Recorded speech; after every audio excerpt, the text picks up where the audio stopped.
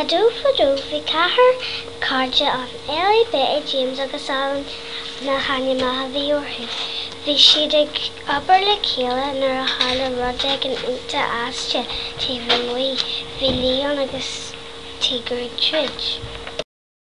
Thuaidh Ellie agus Betty ag an zúile eiceil an raibh Tigre agus Leon caite agaibh.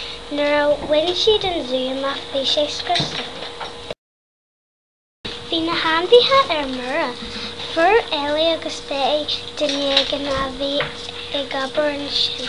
Cad é a tharla don áit seo sa Ellie. Tá sé scriosta mar bhí páistí ag sugadh leis na áthar arsa na brí.